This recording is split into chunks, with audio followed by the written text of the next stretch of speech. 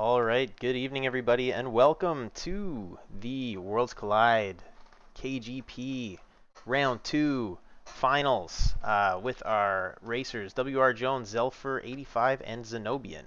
My name is Javinator. I'm going to be commentating tonight, and I am joined by Tara Omen. Tara, how's it going? Not bad. Looking forward to seeing what we got going on tonight. It's nice to Yeah, me see too. a three-way race. Um, gonna gonna be pretty interesting to see how these runners go head to head. If they take some very different routes, or having three people at a time definitely opens up a lot of options for everybody to go in vastly different directions. Yeah, definitely, definitely. So I just ask, we just got the flags for this race just beforehand, so I wouldn't mind if you can go over that for people. Yeah. And maybe let people know what's going on for tonight's race. Yeah, a lot of it is pretty standard for the what we usually see. There are three starting characters. We have some dragons required, random between 1 to 3, so that might be uh, a little bit different. And then one of the things that I saw that was definitely different than we sometimes see is that enemy scaling is based on party level rather than progression. So that could end up leading to some changes where if it's based on progression, there can be an advantage to leveling up early on in order to be able to get past some of those tougher early bosses. But when the scaling is based on your party's level, you might actually want to keep yourself a little bit lower level so you don't run into anything really rude at the beginning. Right on. So, should have the racer starting here any second now. Yep, it looks like we're And there we starting go. off and we have Go-Go, Shadow, and Lock. And I saw GP Rain and Slot as starting abilities. Oh, let's get some sound here for the people. Can't miss out on this amazing music and whatnot.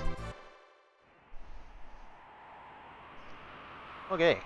Yeah, Apologize it to our looks like wonderful viewers. I'm trying to do a little bit of multitasking, so I'm leaning very heavily on my co-commentator this evening for pretty much everything. Thanks for being here, so. Tara. It looks like we have Jones went immediately to the World of Ruin to go check the Ragnarok spot, and he got the Ramu Magicite. And it looks like Zenobian is going the same route, while Zelfer is doing more of the traditional route and hitting the World of Balance Notch to do a little bit of looting. Yeah, and I agree. I love doing the same thing. I love whenever I get a start like that, going and doing that Narsh check immediately, because I find it really can shape, excuse me, it can really shape some of the early game decisions that you make. That first choice you make in the house can shape your offense. Um, an Esper off the start is great. If you get an early Terra, it really strengthens the Welk check. And you know ahead of time if you get that Curse Shield and it's low, um, you can run to the Velt. I know a lot of people like to do checks there before they've taken any encounters, and they can actually get just fighting Lobos, and it's a really easy way to uncurse that shield. Yeah, and the shield does have only 5 battles required, we saw, so I expect that all three runners will probably be trying to get it uncursed. I also Yeah, noticed on Zelfer's side, he did pick up a scimitar, which is a pretty strong weapon. It does have the ability to instantly kill some enemies, so that might come in handy as well. yeah, and that's really nice because it has that. I don't know how to describe it, but when it kills enemies, they don't die in that purple like poof. They Yeah, do the slicing that you get from the sword tech yeah, death. And actually, there are certain things that are faster and susceptible to that aren't susceptible to regular type of death. So it's actually a little more valuable than just a regular instant death. Naku, yeah, thank you there. Cleaved. That is the word I could not find. yeah. So thank you. Normally, there's 3 different ways that you can get instant death. One is something that casts the Doom spell, like the Doom darts that Setcha gets, or something like Shadow's Striker Dagger does that, where it puts up the X, and I think that's supposed to represent like death by poison or something. Both of those effects will kill and then instantly revive any undead enemies. The scimitar with the cleave effect will not. That can instantly kill undead enemies without them coming back. Yeah, that's a really good point, and very important to note when you're fighting, because a lot of times you're looking for undead enemies at the start of the game to level up, because you can use the Revivifies and the Phoenix Downs to take them out. And so this is a nice way, or can be a nice way, to take them out and get early levels without actually expending precious resources at the start of the game. Yep, and it is, if I'm not mistaken, also one of the few weapon abilities that stays intact when you're using the offering. A lot of things like spell procs get turned off with the offering, but the scimitar effect, if I'm not mistaken, stays active. Yeah, that's absolutely correct. Yeah, the scimitar is one of those. They're only offering is a little bit debated sometimes in the Discord, but for a lot of people, offering's only really viable with specific weapons. But one of the lesser known ones is what you just mentioned there with scimitar, and that can be useful, especially early game for leveling if you need to clear out a whole pack of enemies. It can be really nice for that.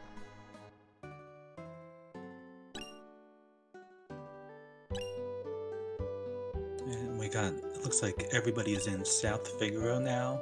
This is another very popular early looting spot because it has quite a few items scattered about in all these crates and barrels, and you can get down into some of these underground areas, check out the hidden tunnels underneath this town.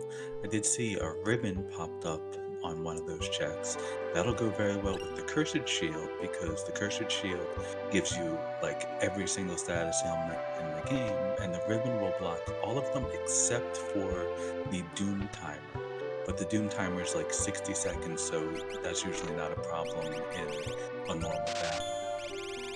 Right, yeah, what a lot of people will do if they don't have that ribbon or, say, a peace ring to stop the muddle is they'll equip the person with armor so they don't die right away, because they have to live through the fight for it to count, in the Curse Shield count.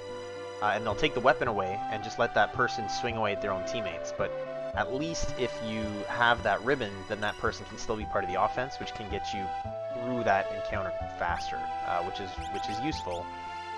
It's not a big deal, like I said. We'll see if any of them go for those early Lobo fights to unlock it, or whether they try to just go through and push through checks and leveling to unlock it. Because while the Lobos are easy, it can be a bit of a time sink.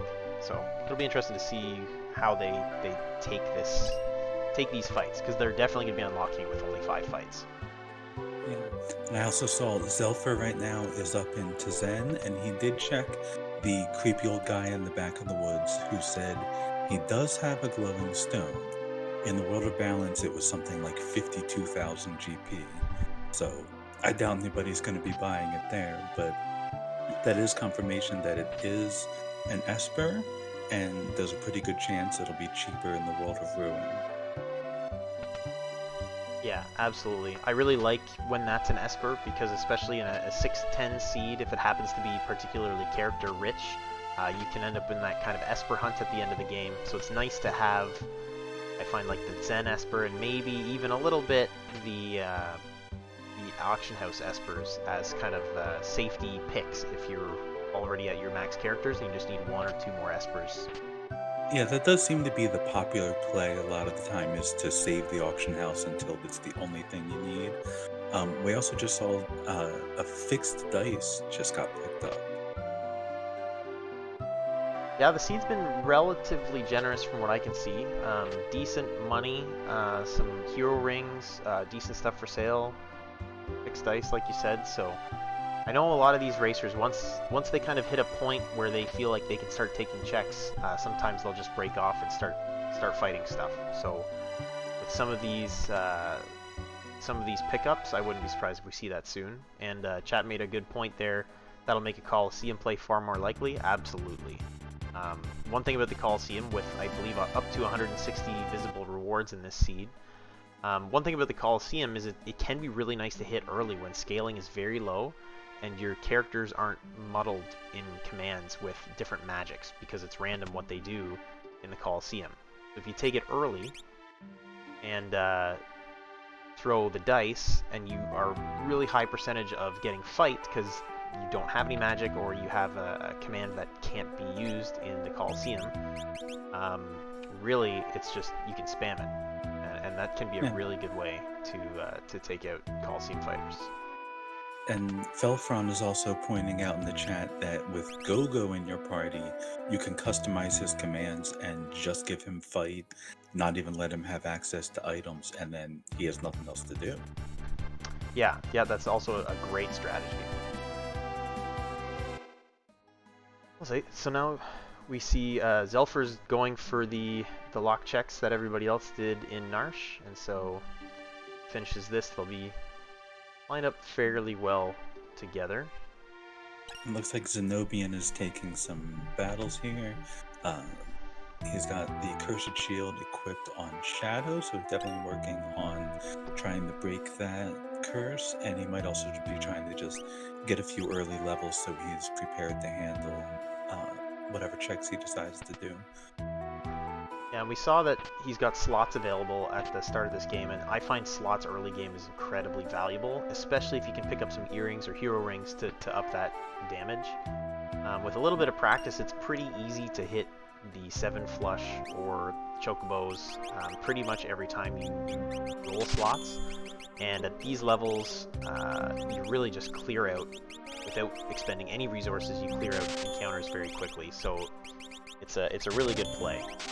We'll see if Zenobian just pushes right through to get the boss fight here, or if he does a little bit of grinding at the oh my goodness, my words, where you get your health back at the spring. Yeah. Thank you, Tara. Thank you. And I did notice you were saying with the slots, earrings can benefit that, and I believe he had 2 pairs of earrings, and he just picked up a Valiant knife.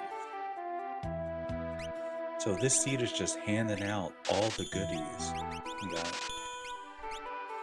I love that. like a few of the most powerful weapons before we even fought a single boss. Yeah, absolutely. And I love that. There is fun in watching a seed where people are struggling and watching their creativity, but there's also a lot of fun in seeing really good racers give it a lot of good stuff and just seeing how fast they can push through a seed. Well, he's going to need it because the very first boss the Nobian just found is Doom at the Tunnel Armor spot. Yep. He is he does have good abilities for Doom here in general. These N crosses can get really annoying really fast, and yeah, he's just gonna reset out of that because it takes so long to thaw. And we'll see if he goes for it again. He would need fire spells to get out of that, and I don't think that he has found anything like that yet. Right, yeah, I don't think he did either. We just saw Mr. Jones pick up the fixed dice as well. So we see the racers all across the board are getting more powerful every second here. And we see Zenobian backed out of that Doom fight, and I can't say I disagree with the strategy. But he did leave that Valiant knife in the cave, so hopefully he realized that happened. Yeah, I would expect he'll head back there once he's a little bit better equipped. In the meantime, it looks like he's going to hop into the Zone Eater. This can be a really quick check if you don't get trolled by the little green-suited guys that love to knock you off those bridges. If you can dodge them, you can be in and out of here in about 2 minutes. If you can't dodge them, this can turn into a really frustrating check. I'm a little bit surprised that he went into this with all 3 characters. Usually you'll see racers go down to 1 single character to speed this up, because right now you see Zenobian has to wait for all 3 of the characters to get engulfed by the Zone Eater, and it's just a lot of waiting, whereas if you only land with 1 character, it's a single engulf.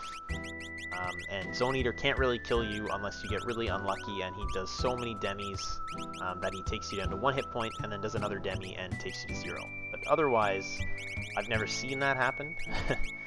But otherwise, it's just 1 character getting engulfed, and you you get right in there.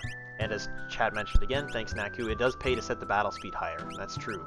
You set the battle speed higher, the enemies go faster, and you're more likely to get engulfed faster.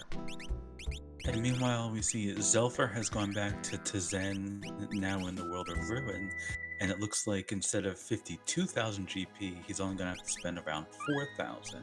So he's selling a couple things now to get enough money, and then we'll see which Magicite that turns out to be.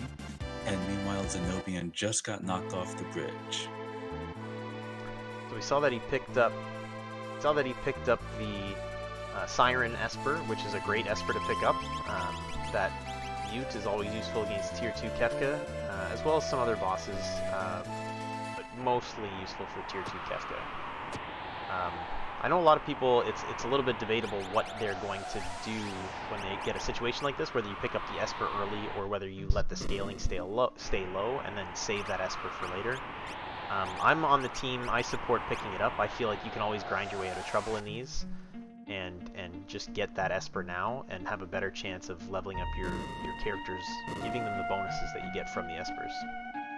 Well, the flip side though is today we do have scaling by party level, so picking up the Espers is actually going to be a really good play. You want to maybe stay lower level if you want to keep the bosses weak. Oh, good point. Sorry, I blanked on the flags there. I'm too used to the standard flags. You're absolutely right. There's no reason not to do the free checks and get as many of the free checks as you can. It mixes things up a little bit compared to what we usually see, and that's good when you're in these tournament races to see some stuff kind of going a little bit differently than the standard. Yeah, I find with party highest level scaling too, it's nice in that it forces a challenge on the racers in that you can't level out of your challenges.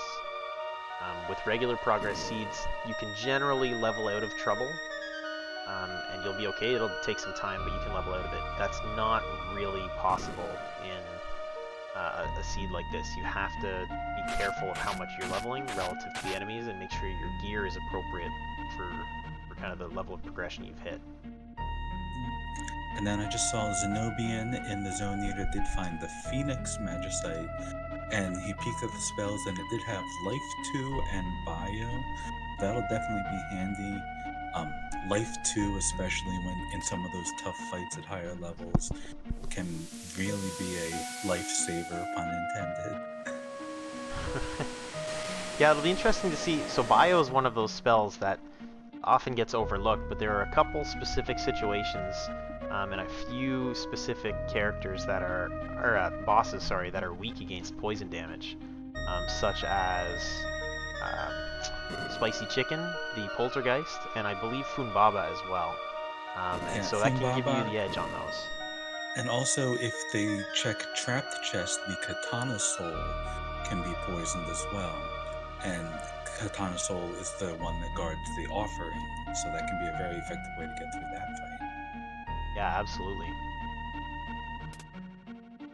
Thought question in the chat, Spicy Chicken question mark. Yep, it's you'll see it when or if the racers fight Poltergeist, the boss, one of the statues commonly referred to as Spicy Chicken because he is a big old spicy chicken.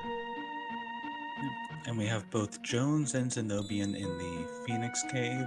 Joan is just now finishing up and picking up a piece of Magicite, and it is Bismarck. We'll see if he shows us what spells are on it. And Zenobian will be following up shortly, and that will be the fourth piece of Magicite for Zenobian. Yeah, all the racers still pretty neck and neck. Nice to see, keeping the race close. It'll be interesting to see if there is a point of divergence, but right now, everyone pretty much following the same paths. It'll be interesting. Somebody's gonna have to go and check the floating continent sooner or later. Yeah, they haven't found any new characters yet, so they're all still kind of in a pretty limited pool of options. So once we see which characters we get, if we find some that have a wide range of checks available, we might start to see more divergence then. Yeah, absolutely. It'll be interesting to see if there's progression behind that Doom, or progression behind Floating Continent. With Floating Continent having potential for 2 characters, I feel like it's likely there's progression there.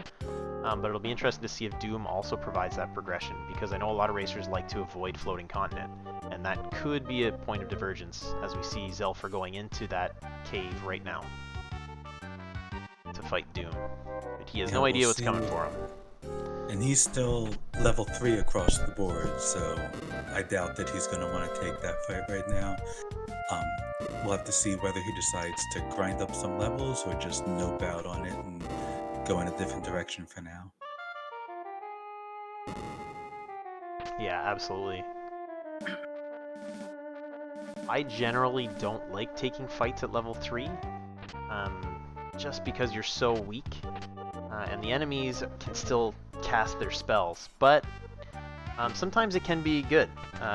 As you see here, we've got Doom casting Ice 1, and Zelfer's got some Pearl Rods that he's going to break, so it'll be interesting to see if he can get out of this fight at level 3. Yeah, the boss will be a lot weaker. The way that hit points scale, if a boss has really high hit points, they will usually still be pretty beefy, even if their strength and the type of spells available go down. But he is hitting for over 2,000 per Pearl Rod, so even if Doom is a little bit beefy, he might be able to get through it with those. And yeah, just took 2 Pearl Rods and he just did it. Yeah, that's a great play, with the other racers having gained some levels. Well, I guess Jones hasn't yet, but with his Zenobian gaining levels, he's not going to be able to get through that fight as easily, and he may need to take it at some point, as it's got Gao behind it. With Blitz and Sword Tech, that's a pretty powerful Gao. Yeah, I haven't seen whether we got any dried meat yet to check the Vel. I didn't notice if that was available in any of the shops. Also, there's a question. Sorry, there was a question in chat about if there's something in these flags that makes the Floating Continent bad. I don't think it's really anything to do with this flag set so much as it's just a very big time commitment.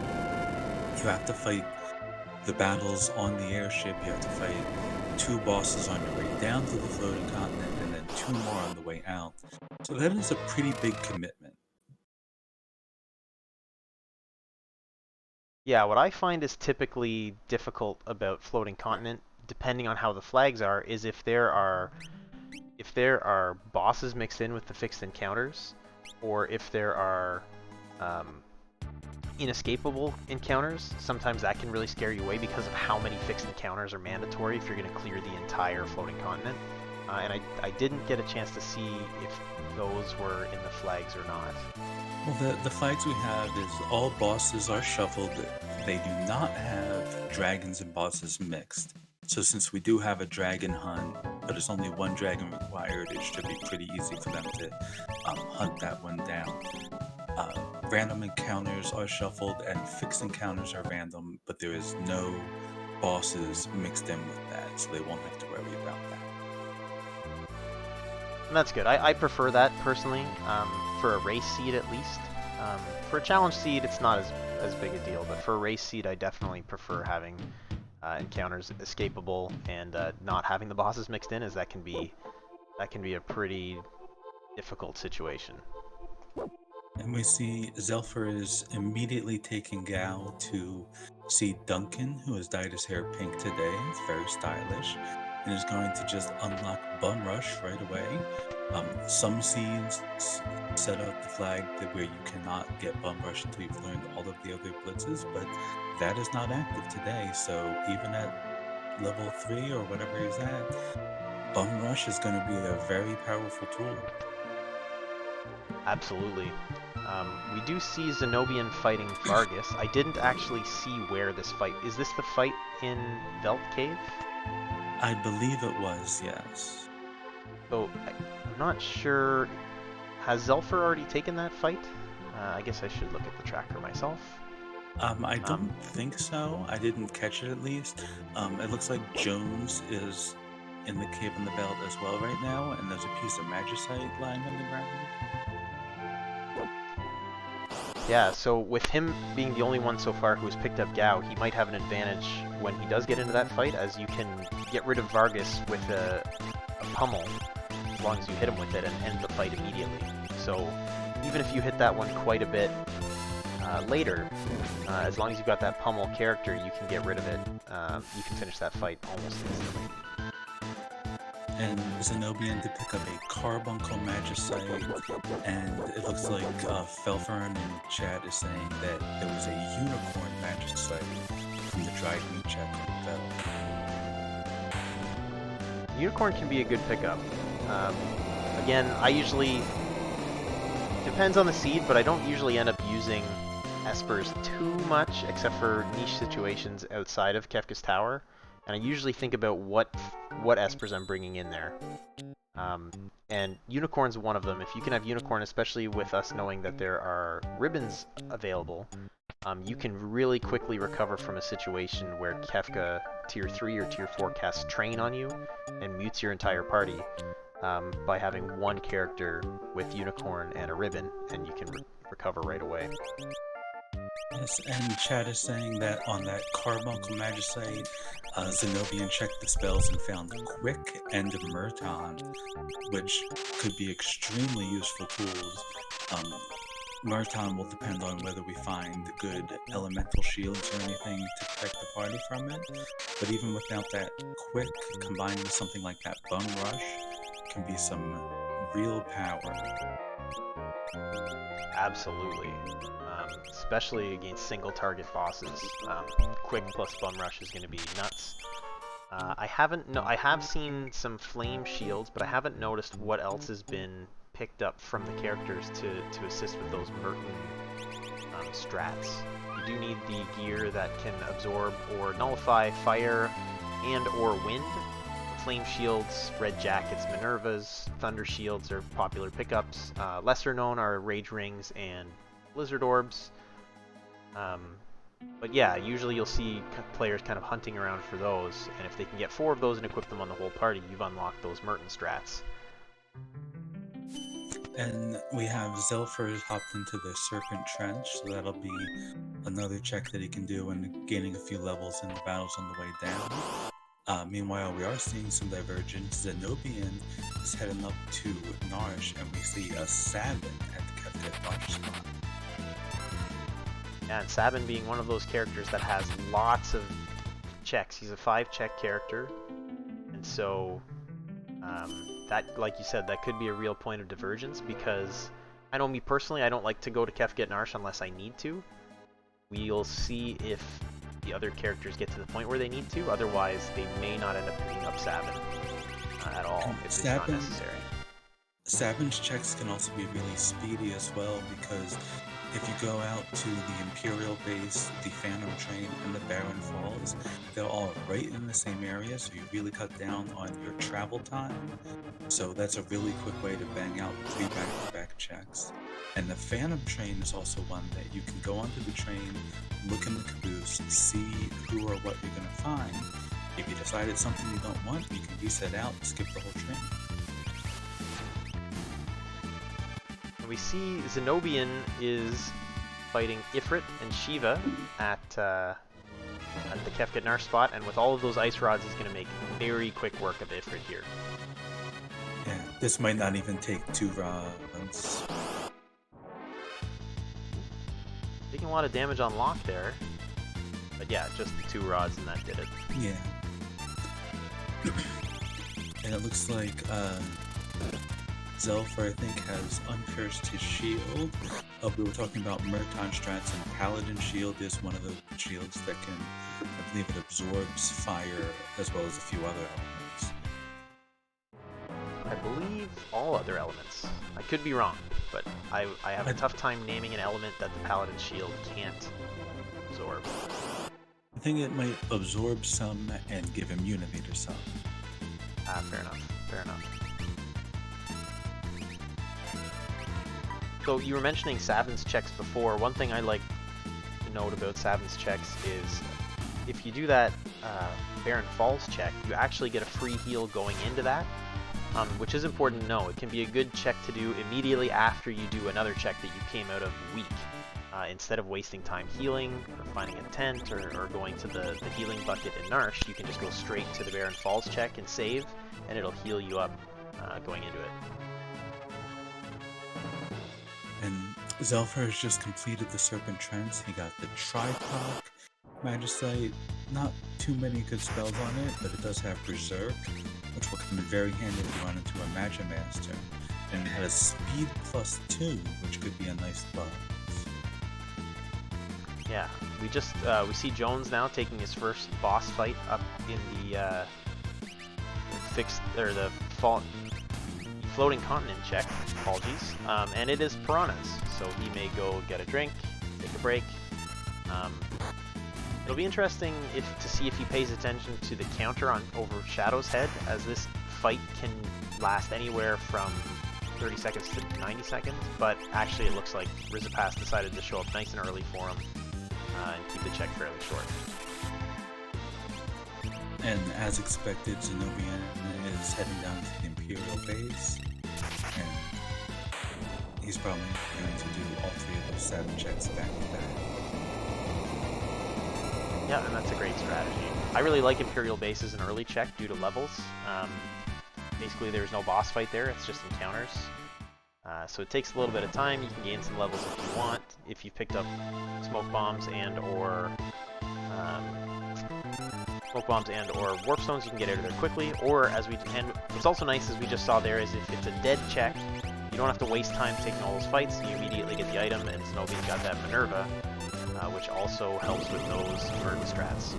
Yes, I think Minerva gives you immunity to fire. So. Yes, it does. Yep.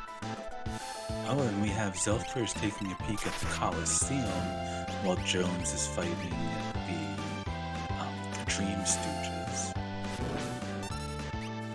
Yeah, it didn't look like he found anything amazing. Some snow mufflers and hero rings seem to be the most desirable options there, so we'll see how much time he actually spends. And Zenobian check. Oh, yeah, go ahead, sorry. Oh, no, Go ahead. I think we were saying the same thing. He checked the Phantom Train, and it was just a Genji glove, and while that's a good relic, it is not really worth going through the whole train to keep. So he's going to head to the Barren Falls instead. Yeah, that is a long check. If for some reason I had a couple Ragnaroks or Illuminas in my back pocket, I might consider it, but definitely a reasonable move to back out there. And Jones has reached the floating continent and found a Bahamut materia. Not materia, Magicite. Wrong game. Just off by 1. I'm a big fan of Bahamut. In this, fairly high damage, non-elemental, defense piercing, so one of the lesser known potential damage sources against a boss like Magimaster, so always nice to have in your back pocket. Sometimes I like to bring it into Kefka fight as well for tier 3, as it can do some good damage to Girl for that fight. Yeah, and multi-summon is turned off today, so it's still the vanilla way of only being able to summon 1 time per battle, but Bahamut can be a pretty good shot, even if you just need that 1 big hit of AoE damage, as you were saying. Yeah, absolutely. Ooh, and we see Zenobian taking a white to Air Force. Air Force can be really deadly. And we just saw that unfortunate diffuser there took out the whole party. Yeah, Air Force is one of those ones that does have, I believe, the launcher ability that does damage based on a percentage of your hit points and can really drop everybody down to critical, and if it follows that up with AoE, you can really take a hard bite there. Yeah, we saw Zenobian switch that Minerva onto, I believe, Shadow to help resist that diffuser elemental attack to hopefully keep more people alive, and he's going for the fight again. So hopefully he's got better luck with this one.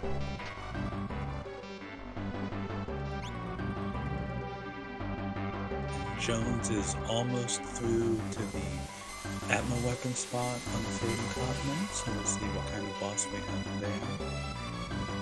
This is one of the spots that cannot be a character with be either a Majesty site or an item. And Jones is so far the only one who has not found a second character yet. Zenobian has found Sabin and Zelfar has found Gal. Jones might have a chance of a character at the end of the floating continent, but if not, he's going to have to go searching around a bit to fill out his party a little bit more. Jones finds Poltergeist, the spicy chicken. And that's not immediately necessarily has a buff Stopcast. you want to see. A spot like the floating continent is especially rude considering how long it takes to get to this spot. That's a big time investment, and if you end up having any trouble, you don't want to have wasted all that time. Though those ice rods are doing pretty good damage. Yeah, a lot of people think that Poltergeist is weak to ice. That is not the case, but if you have ice rods and fire rods, since he absorbs fire, it's definitely better to use the ice rods. Plus the kind of the damage piercing and the max damage roll makes the ice rods a totally reasonable piece of offense in this situation.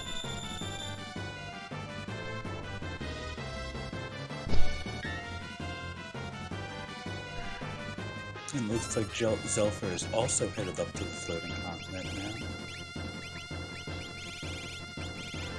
Yeah, one of the nice things about Floating Continent is that it is 3 checks. It's long.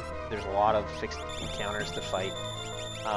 But the first and third encounters are guaranteed to have a character or an Esper. So it is guaranteed progress of at least 2 by taking this check, which is nice. It takes some of the risk out of progressing. And when you're at this point in the game where you need both characters and Espers, it's a totally reasonable play. And it does have worst case scenario. At that midpoint, you have the option to jump back down onto the airship if you really feel like you're stuck. Jones is powering through. He's doing a lot of damage, but he's having trouble keeping his characters alive. Yeah. He pretty much needs to take it with his shadow, otherwise he's in trouble. Oh! Oh, but he got healed up by that elf fire.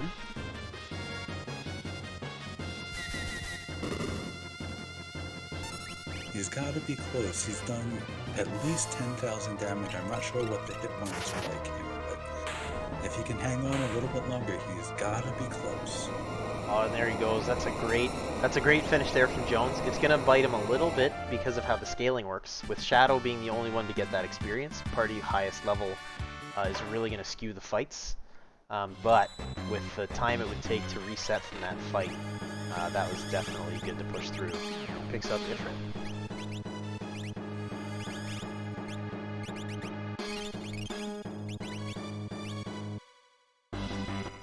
And while we were watching that... Oh, go ahead, sorry. I just saw a Pearl spell on that Ifrit, so there's definitely some fights that'll come in handy in.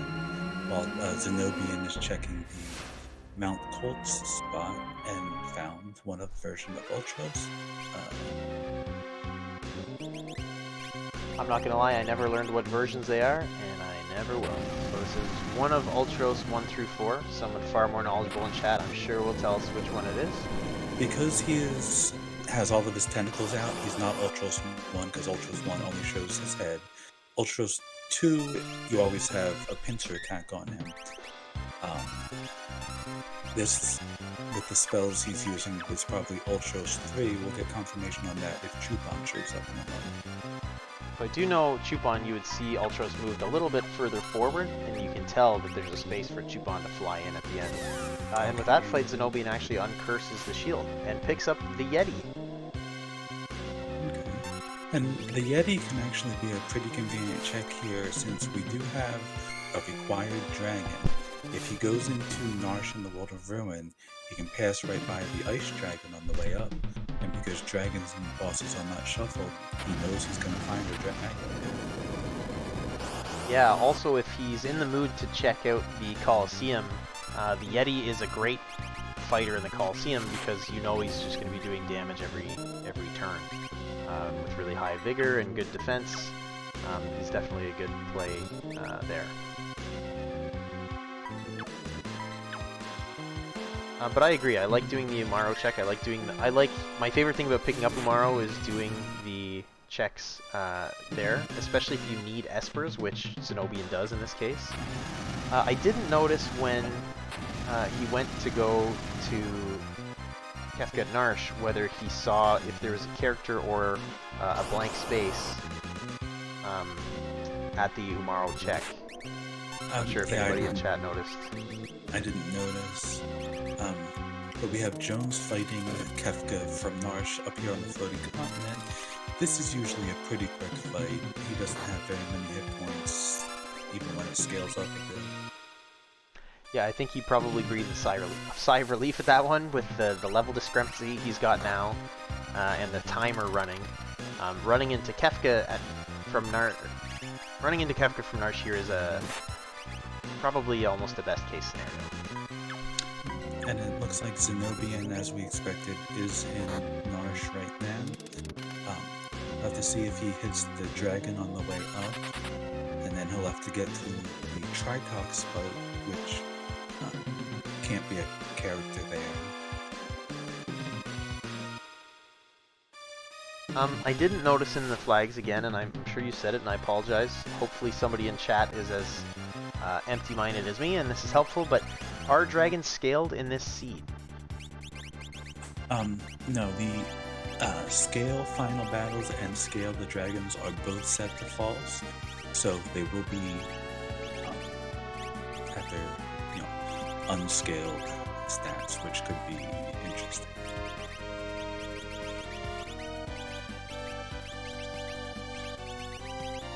Nobian had a little bit of a brain fart there using an ice rod on Umaro, who will absorb that, but is using bio, and this is one of those situations where bio is actually pretty useful.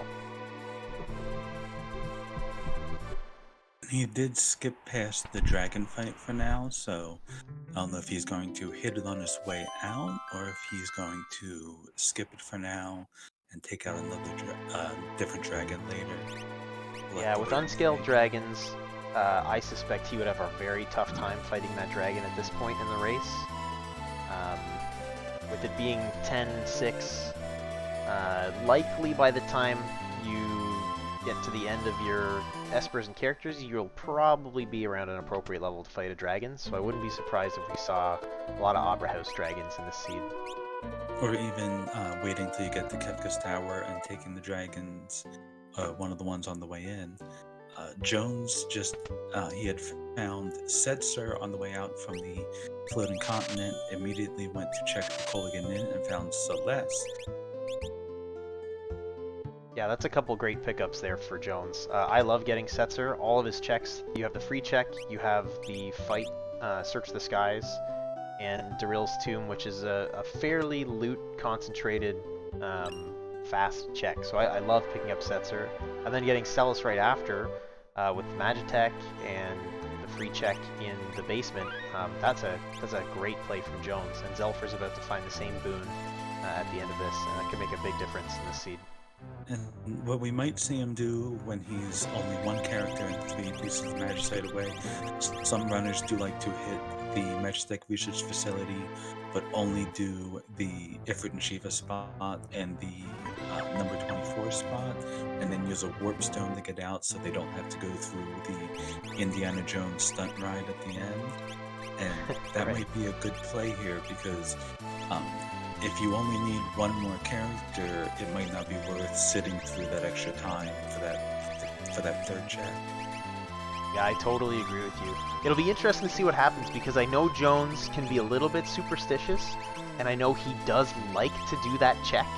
He likes Magitech 3, so it'll be interesting to see if he really leans into that superstition, or whether he decides that it's a better play to kind of play logically, only need one more character, back out of the check. It'll be really interesting to see what he does there.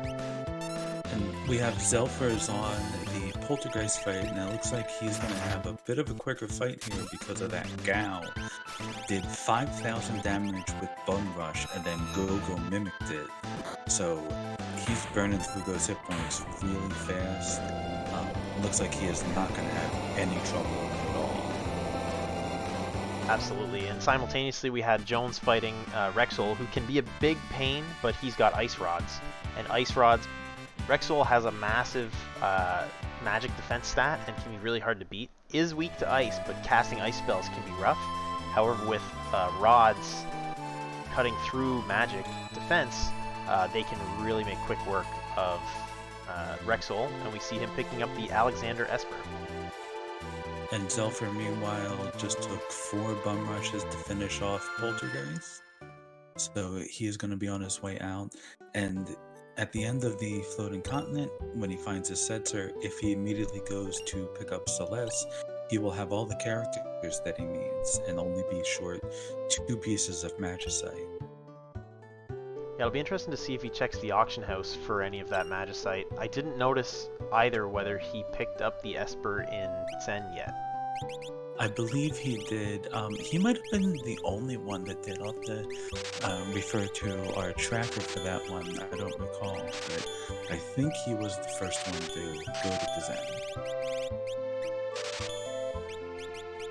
So I don't personally like to go to the auction house if I need any more than 1 Esper because it's so luck-based.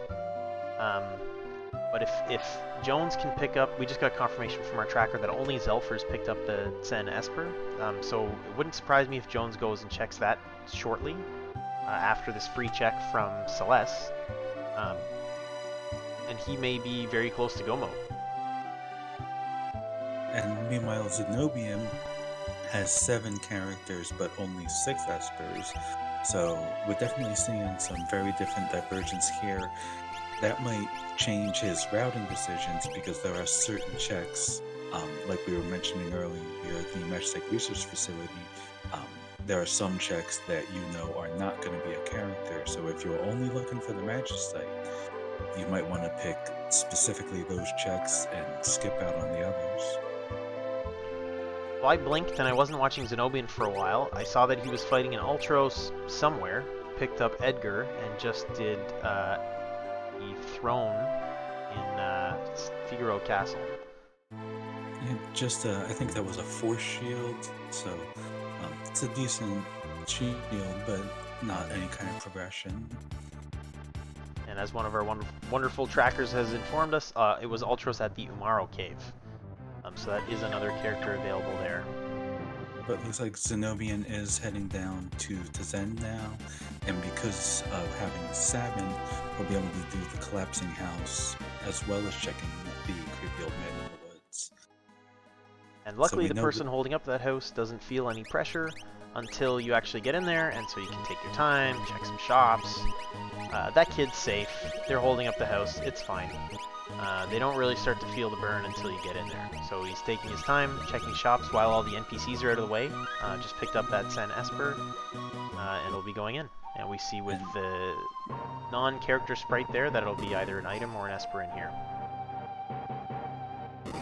And if he does find an Esper there, that's when the auction house might become tempting, because if he's only 2 Espers away, he does need to think about where the most efficient ways to get those would be. Absolutely. So we did see Jones hit his character requirement there, and now he's fighting in World of Balance Doma, and he will be picking up Terra if he can fight the 3rd statue, Goddess, here, which I suspect he will have no trouble with, but you never know, Goddess can sneak up on you.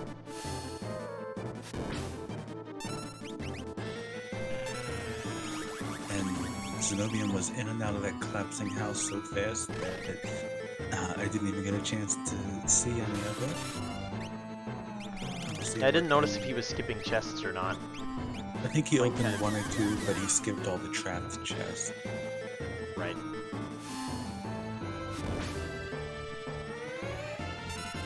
We see that it was a dead check for Zenobian with an Ore Lance, which is unfortunate because I believe Ore Lance has already been available elsewhere, so other than money, that's not particularly useful, and gaining extra levels is also not particularly useful because of the way the scaling works. So that's an unfortunate check, but at least he got the Zen Esper on the way, so it's not a totally fruitless visit to the town.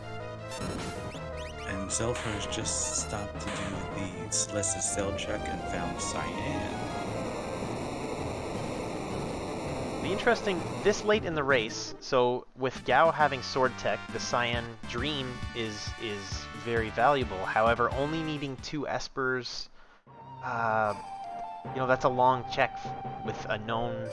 You have 3 rewards there. I don't think he'll go for it, but it will be interesting to see if anybody else checks it.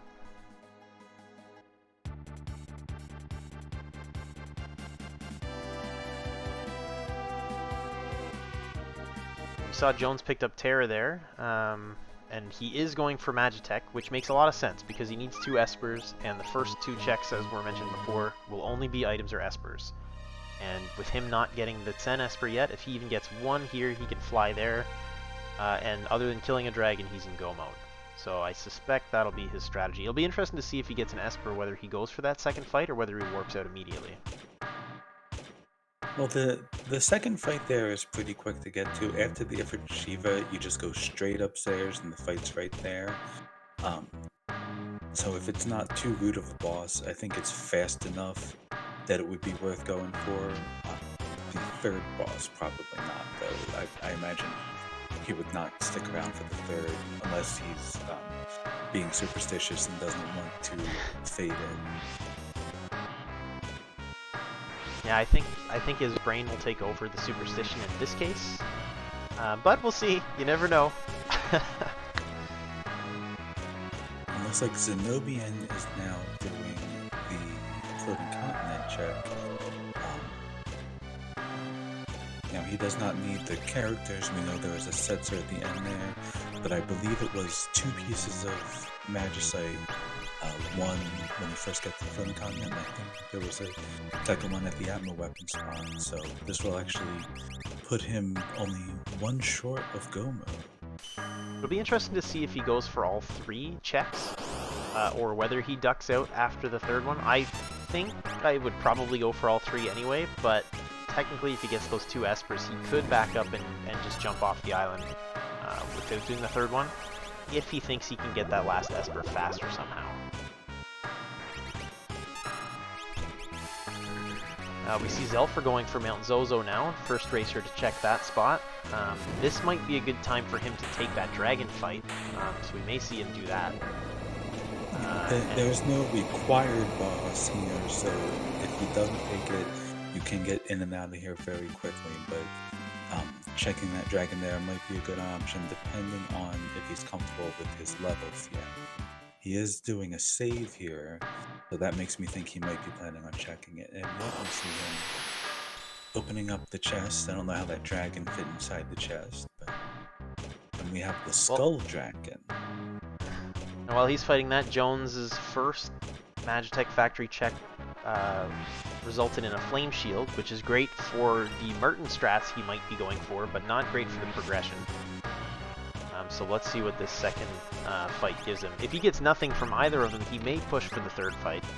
But given the characters he has, I don't know if that's the wisest call. But we'll see what he does. He's a top racer, so whatever he does is probably right. And Zelfer is really making short work of the Skull Dragon between those bum rushes and pearl spells. It's not going to last too much longer. Oh, and Jones has found Magimaster. Yeah, and Magimaster, especially in a party highest level C, is deadly. Now, we did see a Berserk spell on one of the Espers earlier. I don't know if Jones was one of the ones that found that, but that is an option to, take away Magimaster's spellcasting abilities. So we just saw a muddled Gao use Bum Rush on Shadow on Zelfer's screen.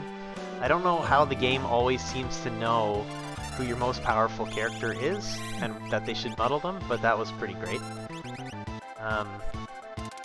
Interestingly, I haven't seen Zelfer take a swing at Gao yet to try and unmuddle him.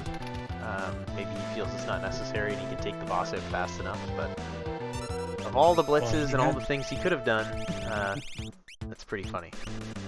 Yeah, he has been dishing out pretty good damage, and he did just take the dragon down, so that'll cover that objective.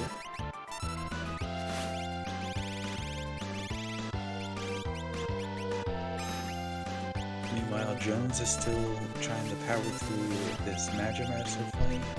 Magimaster does have quite a nice chunk of hit points.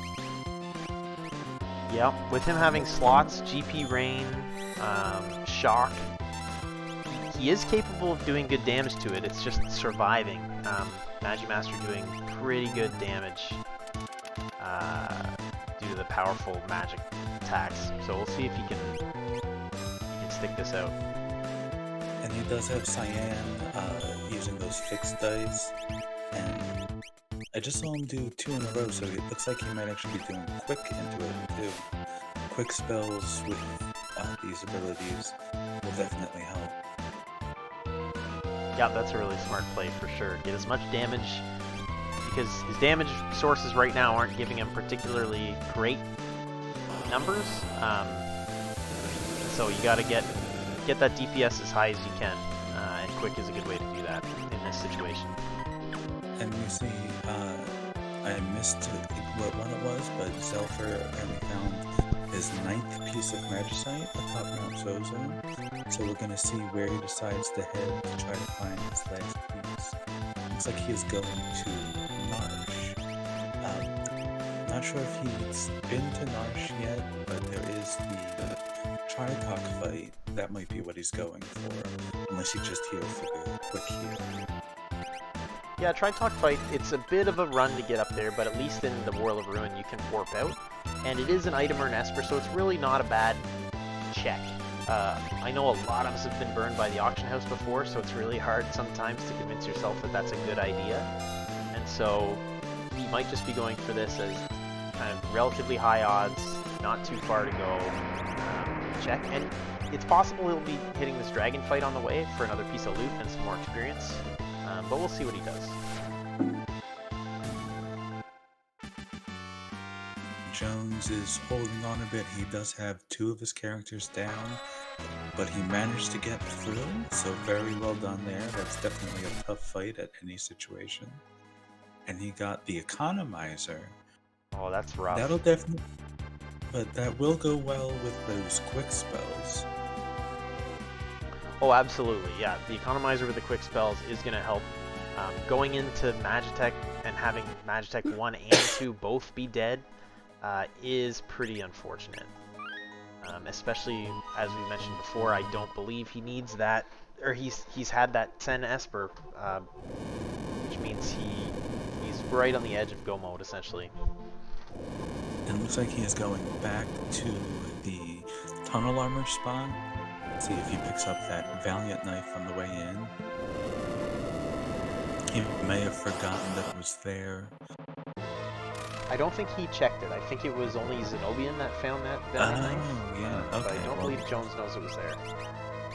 That'll be a shame to miss out on that. Yeah, I mean, it's I know it's kind of a mindset that a lot of racers have to get into. You know, every chest you don't open could be an Illumina, right? But if you want to go fast overall, you do have to cut out some of the looting, and taking those, not looting those side chests in the cave, in the South Figaro cave, is a pretty commonly skipped set of chests, I guess. But this is one of those cases where there is a Valiant knife available right next to them, and they just ran right past it. And meanwhile, Zelfer did take that dragon on the way up Narsh and burned through it really fast thanks to the immense power of having 2 people that can use Bum Rush. Yeah, that's going to be carrying him all the way through, I think. It's a really smart play. Bum Rush is very powerful. Jones is going to be the only other one to get Gao here, but he's getting him so late, he may not realize it's worth getting the Bum Rush, or it may not be worth it for him at this point because he's already built the rest of his team. But it looks like Zelfer, as soon as he finishes off the Tritok fight, I believe that was an Esper, and that will be the last one, so this fight should put him in the go mode.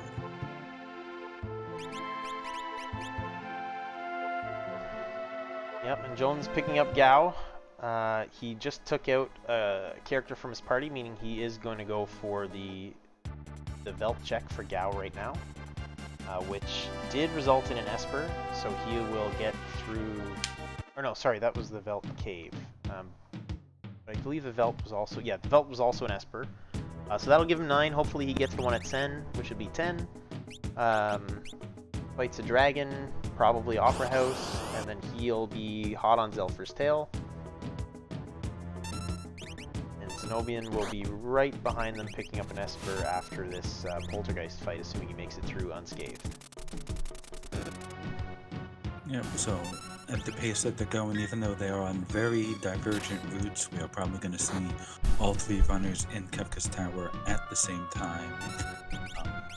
Zelfer, it looks like, will be getting there first, but that doesn't mean that the others won't be able to catch up. And he Interestingly, Zelfer going for that dragon. Yeah, he might just be wanting to get some more levels, and possibly he wants to get, whatever kind of items that drop, because some of the dragons do drop some pretty hefty loot. Yeah, he might be feeling comfortable with his time. With this being a 6-10 seed, it's fairly common for it to take runners, say, 20-25 minutes to get through Kefka's Tower. Meaning if he was able to get through at a decent pace right away, he'd be going sub 130, which is very fast. So he might be looking at his time, thinking that he's probably ahead, or could be ahead, and so might as well get some extra levels, make it a little bit easier getting through Kefka, maybe pick up that nice item. Generally, if you can kill a dragon in less than a minute, it's really, if it's on your way, or if it's just out of the way like this Opera House dragon, it's not a bad pick to go and just take it out. Yeah, and when he's got double bum rush, like he was hitting over 8,000 per bum rush, he has power overwhelming with that team. Yeah, bum rush can be a little bit of a double-edged sword if you end up fighting multi-targeted bosses. You'll have to switch to something else, and none of the other blitzes are quite nearly as powerful, so it'll be interesting to see how he splits the party up, whether he does Go-Go alone, maybe Gao alone, just bum rushing their way through and then doubling up with the other 2, but we'll see what he does. But he will be going in here. Looks like he might be setting up for those Merton strats. Maybe not. We have Jones is taking some battles in Zozo.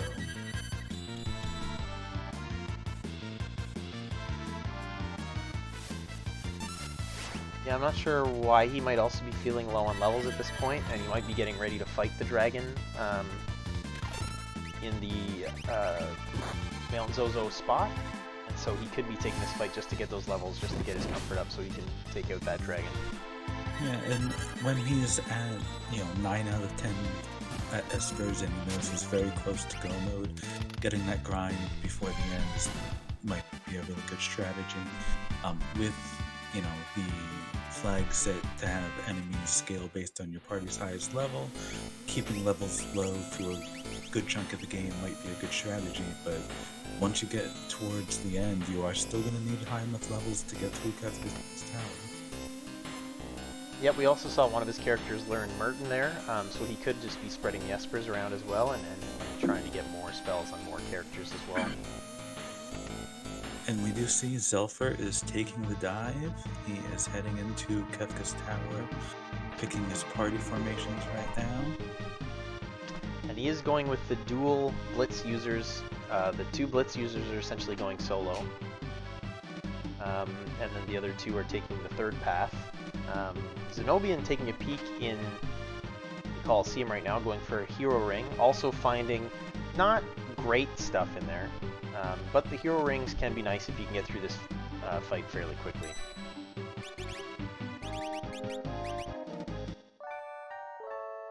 And as we thought, Jones is going for that dragon fight in Mount Zozo, which will be the skull dragon that we saw before.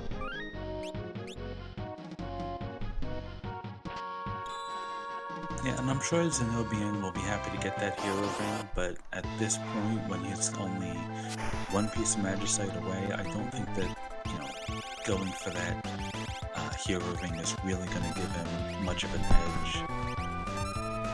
Yeah, I have to agree with you there. If there was something game-changing there, I can see taking that fight, but at this point in the game, I'm not sure that would be worth taking. And then he ended up getting hit with Blowfish there when he had under 1,000 hit points, so it was an immediate reset and get out of there. Yeah, he looks like he's going to the Opera House, which I believe had the white dragon there, which I've always felt even if Vanilla is one of the weakest dragons, it doesn't really do much. Likes to throw Dispel at you, which is, not very much. Yeah, it can hit you with that Pearl spam if you don't have great magic defense, but otherwise it's got very low hit points as long as you're not playing with Normalize and Distort stats on. And so you can take care of it pretty quickly if you've got decent offense. And Jones is working on the Skull Dragon here and getting through that very fast as well. So that'll be another objective down for him. Yeah, I'm sure he'll be glad to have that done, even though it only yielded a Genji helmet. Yeah. And then as soon as he gets up to the top of Mount Zozo and gets the Esper there, he will also be in go mode, and we'll just see whether he feels the need to do any last-minute shopping, or whether he, takes another battle like Zelfer did, or if he just decides to gun it straight for Kefka's Tower. Yeah, absolutely. He might be feeling a little bit tight on time here, given kind of the advanced nature of these racers. It's starting to get to the point where you need to start thinking about getting into Kefka's Tower. The seed hasn't been particularly mean, and Jones has he ended up picking up a lot of dead checks on his way to his final Esper, so he might be feeling a little bit behind right now. And meanwhile, Zelfer has found a Vanilla Inferno at the first boss spot in Kefka's Tower. Oof. Inferno can be pretty rough, especially I find in Kefka's Tower if you start spamming those delta hits. You really got to have your softs ready. He can also be really bad because you'd want to take out the arms, but as soon as you start taking out the arms, he'll start using more powerful magics. So it's definitely a fight you need to be a little bit strategic about. Yeah, and I didn't see if he was one of the characters, or one of the runners that picked up the Minerva to get that elemental resistance. Yeah, I also did not notice that. I think I only saw Zenobian do it, but it doesn't mean that it doesn't mean he was the only one. It's just the only one that I saw. Yeah, but it looks like he managed to power his way through it, so that's the first fight down. Yeah, and it's nice that he didn't lose Shadow or Locke. Cyan is kind of the throwaway character in that party, so keeping your two higher level characters alive to get that experience is definitely a good thing.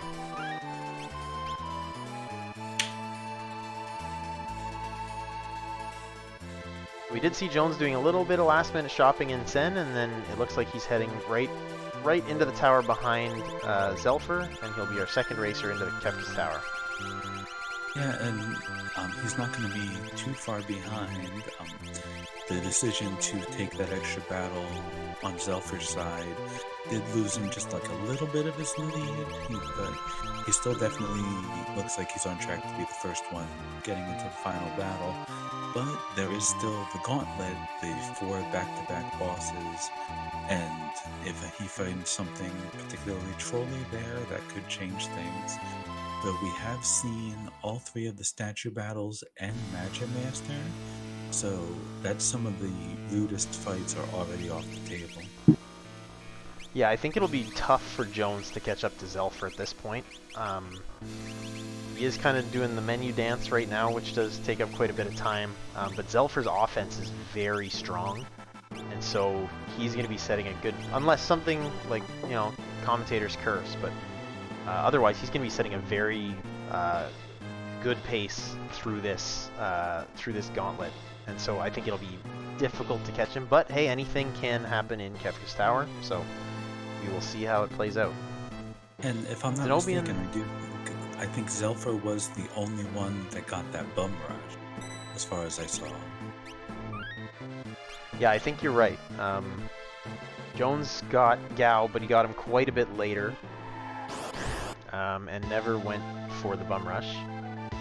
Might not have even noticed the flag, to be honest. Um, we do see Zelfer found the ghost train, though, and makes quicker work with that. That's typically not a very tough boss fight. Must have hopped onto one of those cranes and gotten lifted up into the boss fight position. But he made really quick work of that train. And Zenobian is taking some world map encounters. Might not be comfortable with his levels for going into Tempest. Yeah, he's actually burnt quite a bit of time. He was taking some encounters outside of the Opera House, and now he's taking some more open world encounters. Not sure exactly what level he's trying to hit, but I think he's going to have a tough time catching up as his levels are lower than Jones's and Zelfer's, and he's heading into the tower after them. So it'll be interesting to see if he's able to catch up, but I think he might be in trouble unless something happens to Jones or Zelfer in the tower. Yeah, and so far Zelfer has found some very easy battles that he's just blazing right through, so if that trend keeps up, like, I can't think of any bosses that are likely to give him a hard time at this point. Most of the really trolly ones have already been taken off the table. Speaking of trolly ones, we just saw Jones take an unfortunate wipe to Inferno, falling victim to that Delta hit unfortunateness. Luckily, there's a save point right there. Didn't have to do any runbacks, didn't lose too much time, but still, always unfortunate to take a wipe. He needs to get through this fight fairly quickly to maintain a healthy lead over Zenobian if he wants to make it into the next round. Doing a smart play that I've seen a lot of racers doing more often, switching around Paladin shields, and instead of switching around characters or just kind of banging your head against the wall against an encounter, is pulling off the good gear from people in other parties and throwing them onto the party that you're having difficulty with to try and get through that. So really smart play from Jones. Hopefully that works out for him here. Yeah, and I do know we did also see at least 2 ribbons showed up in this seed. So if Jones has any of those, that would help with that Delta hit. Yeah, absolutely. Now we do see that Zenobian is still grinding. Now he's going for the desert. I don't know.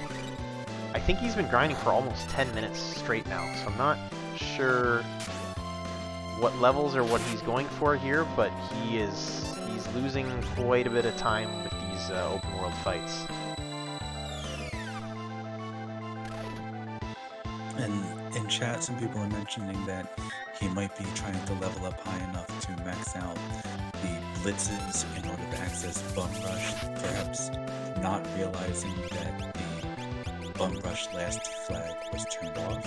I'm not sure if that's the case. Was he one of the ones that picked up the gap?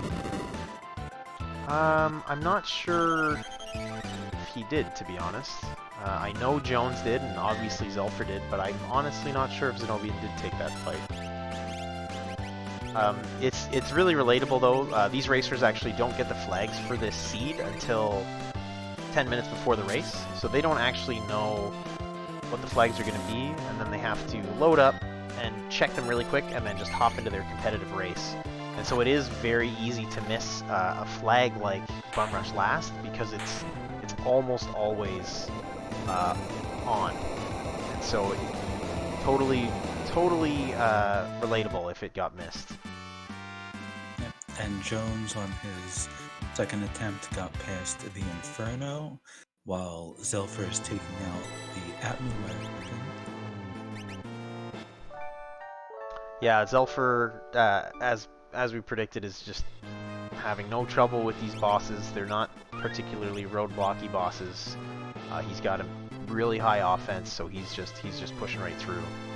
And we did see Jones get through that fight with Inferno, which is good. So he should have a pretty healthy time unless disaster strikes. Seems to be pretty comfortable position in this race.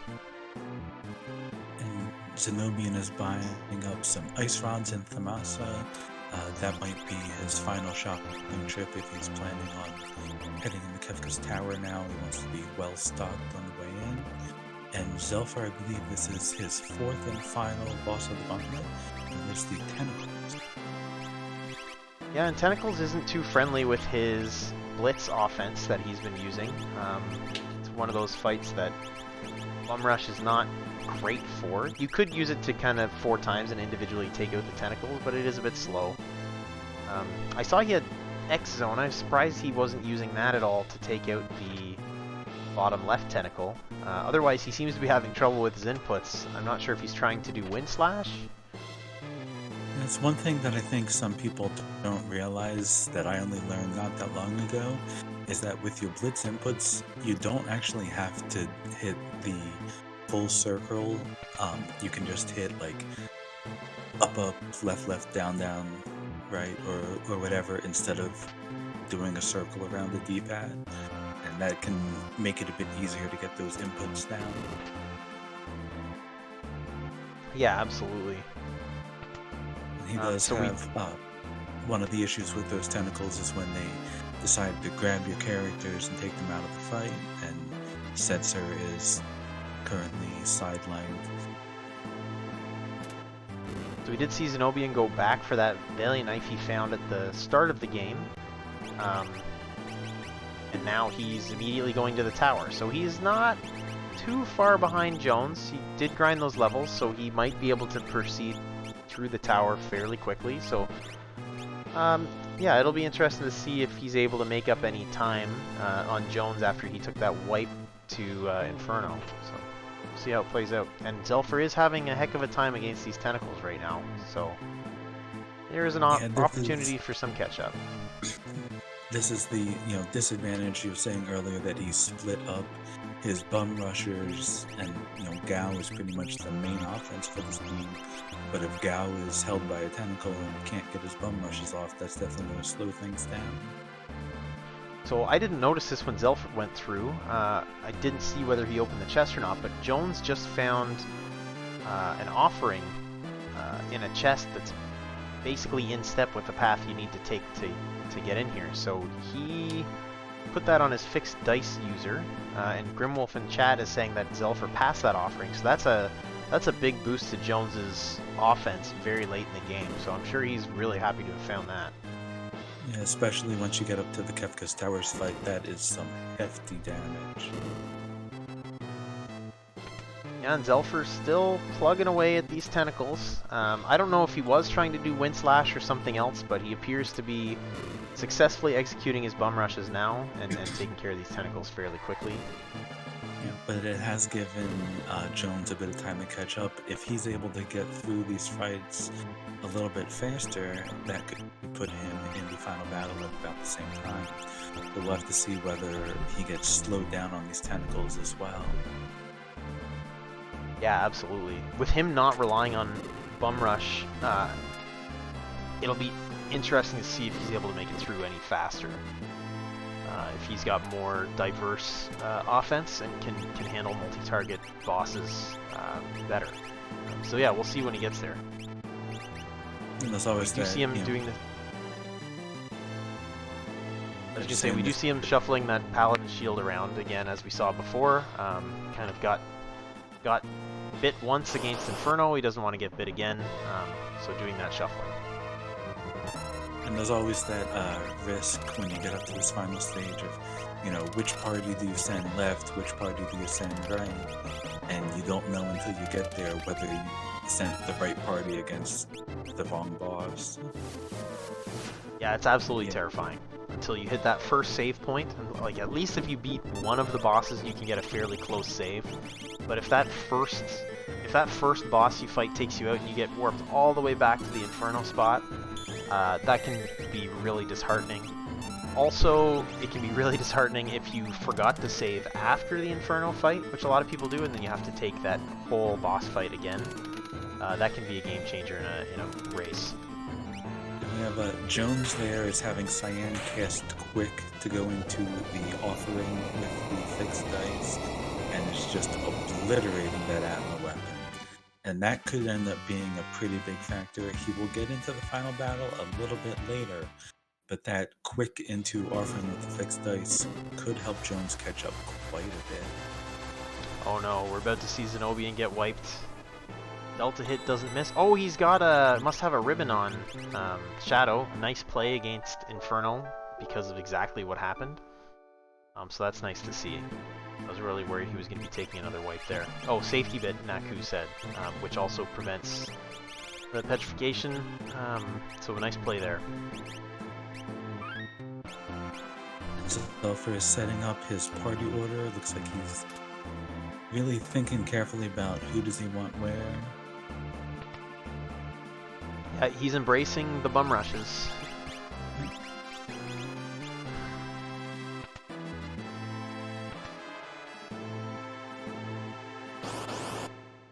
And it's going for the correct hands. It was good.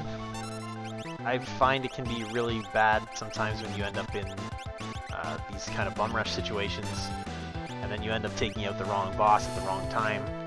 I've had really bad experiences with Tier 3, where bum rushes ended up taking out Sleep before taking out Girl, and just ending up in a big pile of trouble from that. But hopefully nothing like that happens to Zelfer on his way through. And Jones is now on that tentacle fight. We'll see if he can get through it without quite as much of a hard time. I was doing Quadra Slam with Gao. Quadra Slice, you see it a lot more often because it cuts through defense. Quadra Slam, not so much. The low damage he's doing there, I don't know if it's worth doing that, right? That's a big animation time for very little damage. It might have been better to just defend or use Empower to keep his hit points up or something like that.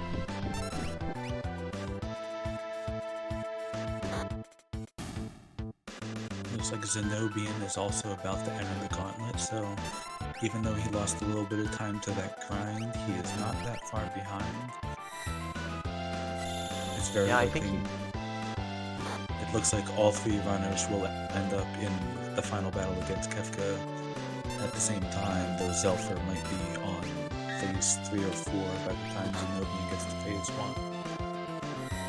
We're noticing that Zelfer's strategy is not great for bosses that you need to actually target. So he's not doing, he needs to kill the head before he kills the short arm here. And he's having trouble doing decent damage to it. He doesn't want his party to take a Quake hit. And now we have Bum Rush again hitting the short arm. So I wouldn't say he's in trouble, but it's definitely slowing him down. He may have actually taken out the head now. I don't have sound, so I'm not sure if it's now down, but that definitely took a good chunk of time from him. And meanwhile, Jones has gotten through the tentacles, and it did seem like he got through that fight a bit quicker.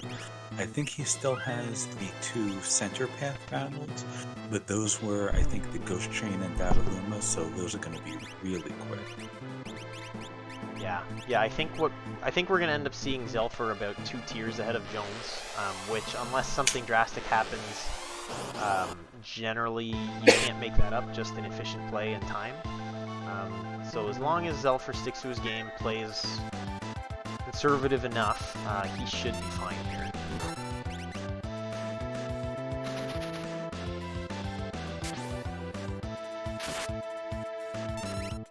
Question from Chad about Jones shuffling his gear around a lot. I think he's just been specifically shuffling around the Paladin shield,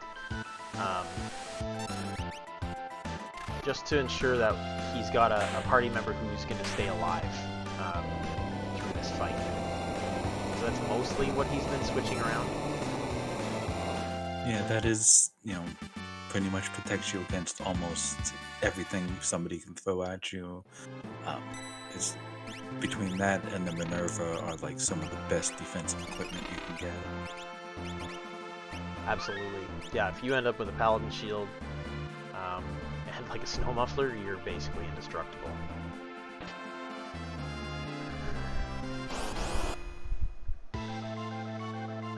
So we see Zenobian taking on Dataluma, not having any issues. Jones in parallel also taking the same fight.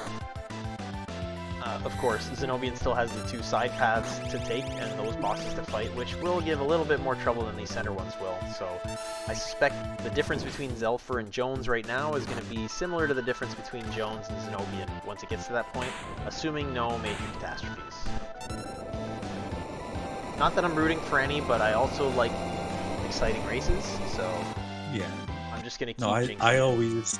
I always root for all of the tragedy to hit everybody because I like to see runners suffer.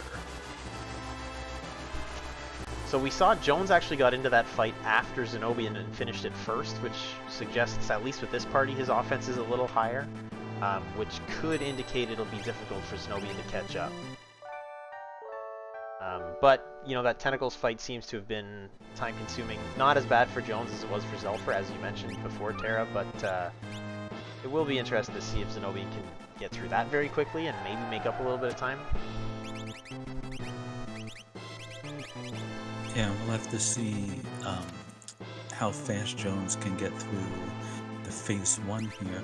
He is about 5 minutes behind getting into the final battle. And that 5 minutes was enough time for Zelfer to get through phase 1, and he's probably about halfway through phase 2. I didn't notice, actually, when Zenobian entered the tower, whether he looted the chest with the offering in it. It is right in the way, but some people just absolutely mentally stop looting once they get into the tower. I still like to at least hit the chests that are in step, because they really don't add much time. Yeah, and chat's pointing out that he did skip it, which is unfortunate. If he did pick up that Valiant Knife, if he got that offering, that could have been a massive difference maker for him, and he could have made up a lot of time.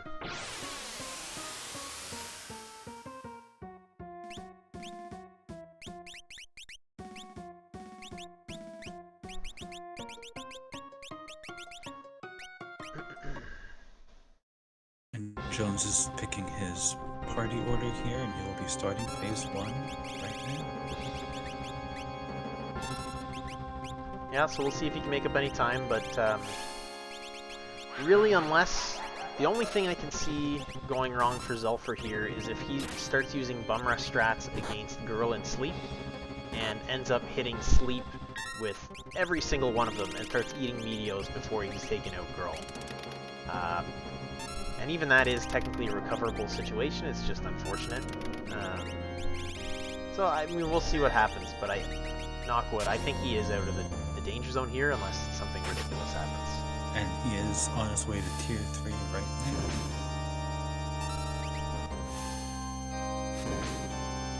now. We do see that Jones is going to make up, has a more diverse offense, and so he is getting through this first tier a lot faster than we saw Zelfer handle it, but being able to make up 2 whole tiers, I don't know if he can do that. Actually didn't notice if there was any calmness protection in this seed. I know we saw Siren. Signs of it.